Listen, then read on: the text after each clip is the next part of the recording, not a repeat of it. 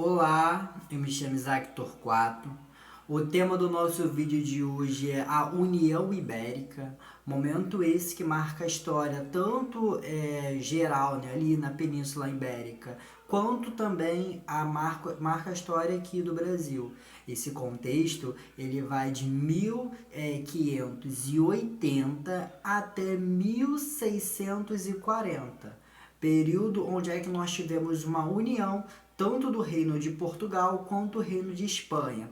Mas ao longo desse vídeo eu entrarei em cada detalhe de como isso foi feito e as consequências que isso geraram para o Brasil daquele período e daquele contexto.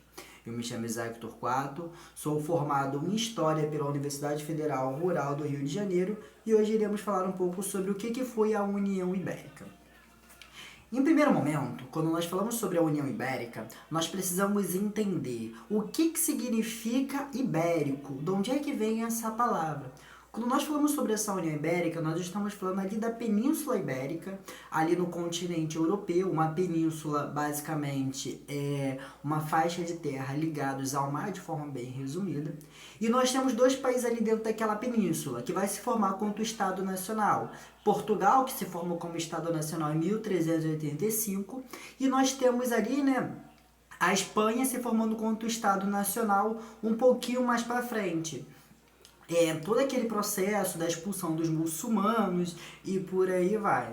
E aí, nesse período, são vários reinos e vários ducados que ali se compõem, e aí eles fizeram uma união entre alguns reinos e vão se formar enquanto Estado Nacional. Em primeiro, a gente deve se destacar o quê, né? Que a União Ibérica ela vai ser chamada Dinastias Filipinas. Isso não podemos deixar de levar de consideração. O motivo pelo qual o conceito União Ibérica ele é aplicado também não é para a gente ser entendido, né, de uma forma que, nossa, agora Portugal tem nenhuma autonomia, Portugal virou Espanha. Não é bem assim, como eu irei falar um pouco ao longo desse vídeo. Portugal manteve um certo tipo de autonomia, Portugal também respondia aos conselhos espanhol, mas ele era governado pelo rei Filipe II, lá na Espanha era Filipe I, mas em Portugal era Filipe II. Era o contexto também que nós estamos falando, né, do mercantilismo, o contexto do metalismo, era o contexto onde o colonialismo adentrava a esse processo. Então a União Ibérica ela está dentro desse mapa geral que nós conhecemos ali, né, de modernidade. É importante quando nós estudamos história entender todos os processos, todos os momentos históricos, se localizar dentro do mapinha que a gente cria dentro da nossa mente, né? Aquele mapa da linha do tempo, qual período é? Modernidade. Qual o ano é? Ali é o ano de 80 a 60, século 17. Qual o espaço geográfico Europa com América? Isso é muito importante para a gente se localizar de quem nós estamos falando, de qual contexto, para isso facilitar na hora de pensar as questões para resolver de história. Beleza? Pensando nos antecedentes agora, nós iremos falar sobre as crises sucessórias que levou a então a União Ibérica. Na história a gente trabalha sempre os antecedentes para entender o que vem depois, pois história é processo, história é o que? É entender os fatos como uma consequência da outra. A gente não estuda um fato isolado e fica ali na história, não. A história é um processo dos seres humanos, é o homem se desenvolvendo ao longo do tempo. Certo? A crise sucessória ela se dá ali a partir de 1578, quando então, numa batalha chamada de Alcacé, o rei Manuel, Dom Sebastião, desculpa, né? Aquele rei lá, bisneto do rei que vai formar o Estado Nacional Português, o Dom João de Avinci, né? Ele vai para a batalha ali no Marrocos, ali próximo do norte da África, e ele vai vir a falecer. Naquele período, os reis eles se colocavam para as guerras, eles adentravam nesses processos de guerra, até porque é um conceito que vem lá desde a antiguidade dos reis irem para a guerra. A guerra era um símbolo de nobreza, era um símbolo de o quê, né? De um destaque, um símbolo de uma, até de certa forma, masculinidade também. Então os reis eles iam para a guerra para também demonstrar poder. E nesse momento, né, o rei Dom Sebastião ele vai para a guerra e morre. Inclusive isso vai gerar um efeito que eu já irei explicar já que é o sebastianismo. Quando o rei Dom Sebastião, desculpa, ele morre, quem vai assumir é o seu tio, o então cardeal Dom Henrique I. Por quê? Porque o rei Dom Sebastião, ele tinha 25 anos na época, ele não tinha herdeiro, ele não teve filho. E aí nós sabemos que dentro do absolutismo, dentro dos antigos regimes, é passado sempre de forma hereditária. E aí se procura a familiaridade mais próxima. E aí foi colocado para o seu tio, Dom Cardeal Henrique, só que pensa comigo, né? Ele era cardeal, ele era ligado à Igreja Católica. Ele vai assumir com mais de 70 anos, já para uma idade bem avançada. A perspectiva de vida daquele contexto era muito menor, aquilo já era praticamente considerado um ancião. E aí ele até pede para o Papa, manda uma carta pedindo para tentar ter um filho, mas não podia, e ele é negado. Só que no mesmo ano ele morre, gerando então uma crise sucessória, uma crise de quem vai assumir o trono português. Nós não estamos falando de um período da democracia, um período da república, um período onde o povo governa. O conceito absolutismo ele é questionado ao longo dos processos históricos, até porque será que ele realmente era absoluto por total? Mas para ficar didático, a gente trabalha também dentro desta forma. E aí nós entramos no primeiro processo de crise sucessória. E aí nós tivemos 3 candidatos que tinham uma linhagem com o Sebastião. Naquele período ali nós estamos falando, né, de um momento onde não existia aquele conceito que nós entendemos hoje em dia, né, seria até anacrônico da nossa temporalidade, entender a ideia de família. Naquela época era irmão casava com irmão, tio com primo e por aí vai, até porque se estendia a ideia de familiaridade, de laço sanguíneo.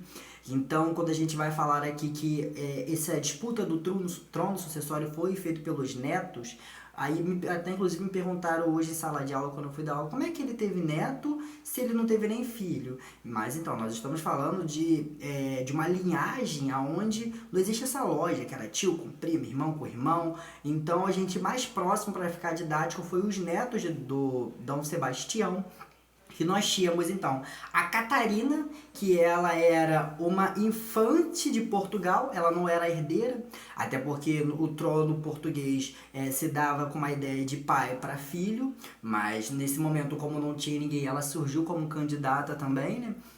Nós temos também, né, o Antônio Prior Crato, que era um dos seus primos também, um dos seus sucessores. Inclusive ele vai voltar depois, mas ele vai perder. E por último, Filipe II, rei da Espanha. Esses 3 eles estavam disputando para ver quem assumiria o trono. Porém, a gente fala sobre a dinastia filipina, que vai assumir Filipe II, por uma coisa muito simples. Filipe II ele já trabalhava, ele já dominava a Espanha, ele já tinha todo o aparato administrativo, ele sabia governar. E não só isso, né? Ele vai acabar o quê, né? Comprando a nobreza. Burguesia não, desculpa, a nobreza. A nobreza do Reino de Portugal, ela foi comprada por Filipe II, onde Filipe II vai oferecer algumas terras, vai oferecer alguns títulos a essa nobreza. Lembrando que nesse processo da política, da formação política dos Estados Nacionais, o povo ele não vota, o povo ele não tem decisão, então fica muito a mando da nobreza, até porque essa nobreza ela detém, né, desse poder político também. Claro, a burguesia, quanto em classe nacional, como classe social, ela não é acesa ainda, ela só vai acender lá no processo da Revolução Francesa, em 1789. E aí Filipe II ele vai comprar essa nobreza. Só que foi negociado também um certo tipo de grau de autonomia. Alguns reis, alguns vice-reinos, né, eles são mandados para algumas províncias diretamente, né, ligado ali ao trono espanhol. Então, o Filipe II ele dava autonomia, mas ele também tinha uma questão direta dele nomear alguns reinos. E aí Portugal também respondia diretamente, né, a coroa portuguesa, a coroa espanhola. Além disso, foi dentro do processo da União Ibérica que nós tivemos a expulsão dos holandeses. Cabe um vídeo só para explicar sobre a expulsão dos holandeses, que eles vão lá em Pernambuco, depois eles vão lá para o Maranhão, Maranhão, isso, no Maranhão, enfim. Esse processo também, né? Nós estamos falando de União Ibérica, Maranhão, desculpa, é França equinocial. E aí, por que é importante pensar para o Brasil nesse sentido a expulsão dos holandeses? A Holanda, que compõe os Países Baixos, a Holanda ela não é um país, a Holanda ela é uma província desse país chamado Países Baixos, né? A Companhia das Índias, ela se formando quanto uma questão de um capital privado e um capital público, e adentrando, fazendo comércio aqui no Brasil com os portugueses, financiando alguns engenhos, financiando também, né, a manutenção desses engenhos ali no Nordeste. A Espanha, que tinha alguns territórios, algumas províncias ali na Holanda, e também é chamada de Países Baixos porque eles estão abaixo do mar, tá? A Holanda, ela quanto formada como seu Estado Nacional, ela vai se rebelar e vai ter uma guerra histórica entre a Holanda e a Espanha. Nesse sentido, Filipe II, historicamente e economicamente falando, ele vai expulsar os holandeses aqui do Brasil. E aí, como consequência da União Ibérica, nós temos também a crise do sistema de cana-de-açúcar. Olha como é que a história ela é totalmente conectada, que é chamada até dessa guerra dos 100 anos entre a Espanha e a Holanda. Além disso, pessoal, nós também observamos na história o que é chamado de sebastianismo. O que foi esse movimento do sebastianismo? Vamos voltar um pouco no tempo? Quando o Sebastião, né, o rei de Portugal, ele morre e tem uma crise sucessória, a população de Portugal, ela ocorre uma crença nela, tanto política quanto religiosa, que o Sebastião, que o rei, ele iria voltar, que ele iria voltar e assumir o trono, como se fosse uma lenda também até que medieval. Só que o que isso representa para a história de Portugal? Representa, de certa forma, uma ideia de resistência, porque quando a gente fala sobre esses processos históricos, dá a entender que todo mundo aceita tudo, tudo ocorre de forma cronológica, mas não é bem assim. O historiador, ele fala de um ponto de vista, estou falando do ponto de vista da história da Espanha, mas o povo, que também requer só uma história para falar, só uma videoaula só para falar sobre qual foi esse movimento do povo português, o sebastianismo ele vai utilizar como uma certa ideia de que, olha, nós não aceitamos esse processo esse processo exploratório do ponto de vista do povo português. E isso vai levar consequências até o século XIX.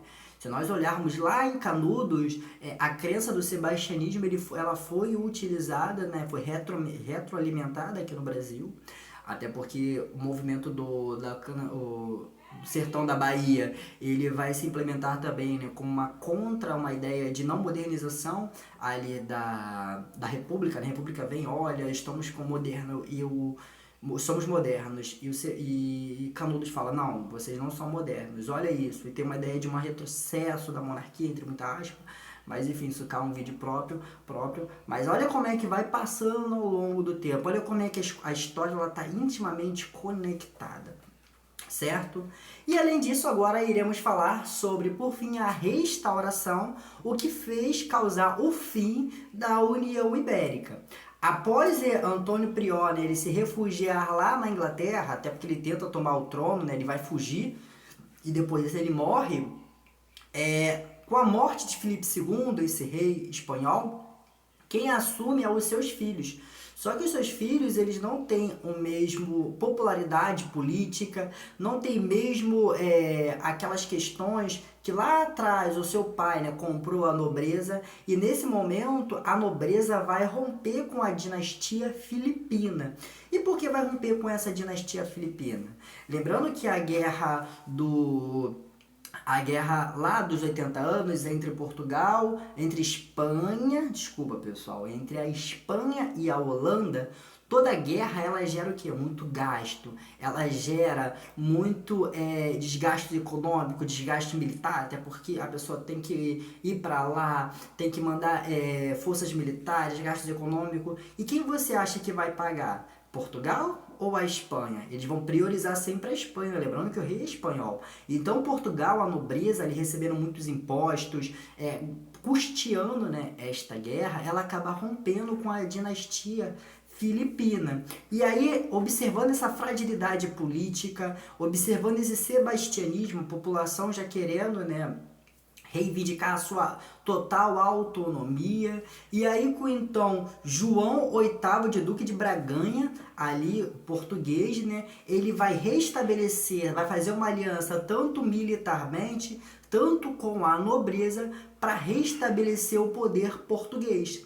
E aí ele expulsa a dinastia filipina e ele é coroado como João I rei de Portugal. E aí nós temos o restabelecimento em 1640, a dinastia, né, Bragança, que adentra ao processo do que nós conhecemos como Portugal no século XVII.